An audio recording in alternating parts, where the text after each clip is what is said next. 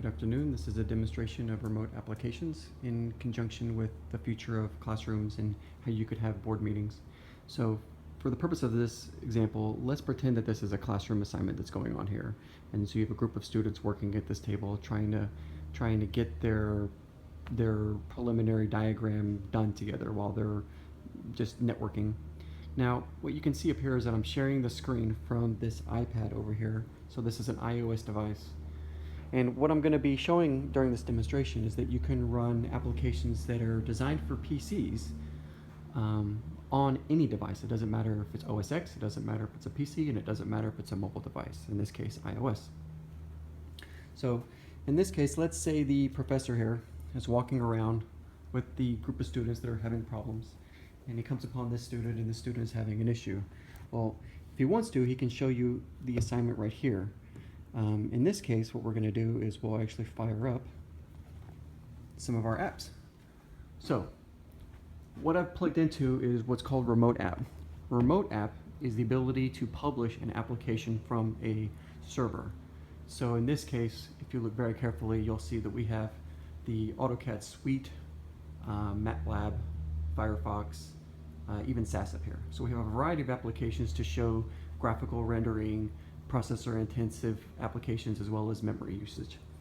So let's say, for example, that this group assignment here was using MATLAB, and they're all trying to debate how they're going to do their analysis on genetic sequencing or some other a very high-level technical advanced class they've got.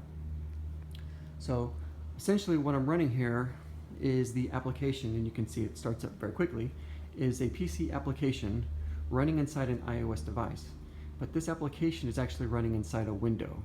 So for the user, they're still able to function and do other things. So if you remember the earlier example using OS X, they were able to still use Safari and still use their other apps while they were running a PC application within a window. So keep in mind, this is not a remote desktop connection. This is an actual application that's being presented through some trickery and symbolic linking. So the important thing about this is that yes, you have the flexibility to run applications, PC applications, on any platform, which is important for compatibility add-ins, for example, for Firefox or Office. So say a lot of the professors like to use Macs and they like to use Office, but those Office apps don't allow the same plugins on a PC as they do on a Mac. We've had this happen at Rice multiple times, and in this case, you could present that Office application with that plugin to the Mac user so that they could have a consistent experience, and without having to go to a PC. They could run it on their own computer side by side with the programs that they like and the things that they feel comfortable with, so they don't have to change their habits very much. The other thing to keep in mind is that if you notice, I'm walking around with this allows the user to be untethered. They can actually walk around, engage their students, engage their classrooms, and get people talking and working together and collaborating. They don't have to stand in a corner back here away from everyone and just talking at them. They can work with them, they can talk to them, and they can actually help them to get better. And a lot of professors in the past, when they have used a podium and they have been forced over here, when they're trying to actually engage their class, they have to walk away from the podium, and the podium typically will have a screensaver comes up and that goes black, or it'll lock itself or log out or something will happen. They don't have to do that anymore. They can just walk around, be themselves, engage, and get the maximum amount of collaboration going at any given moment. And that, in the end, is what it's all about, is giving the students the best experience they can, helping them to become the best variation, the best version, the best revision of themselves that they can.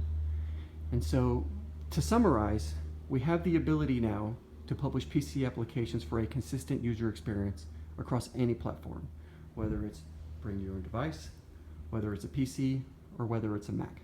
That means you can run something like AutoCAD, which is graphically intensive. So let's go ahead and end this session here, and let's go ahead and start AutoCAD. And boom, I have AutoCAD running. It's trying to calibrate it for my new user experience. And it allows you to, based on that GPU, it allows you to manipulate it any way you see fit. So that's pretty important because that allows the The Macs that are in the architectural lab, for example, they don't necessarily need to run boot camp or some sort of emulation device. They don't need to connect to a VDI. They can be a Mac, which is what they're good at, and they can just run the application that they want, in this case a PC application, natively essentially on their Mac through a symbolic link, which allows them to actually do everything they would side by side, and that's really important. It allows you to have a backup experience.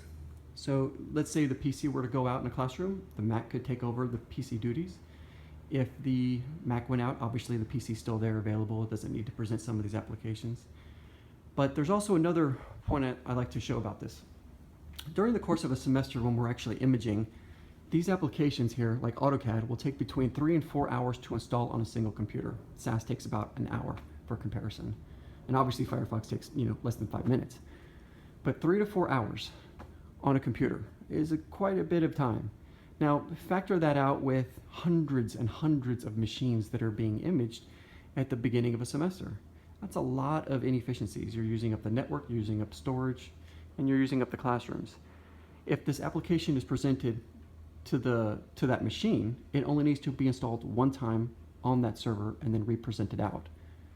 And that's going to save a gigantic amount of time. In the early calculations with something like 424 machines, I think we were saving like 274 hours or some ridiculous number for just a single application. But based on the number of apps, you could see that would scale substantially.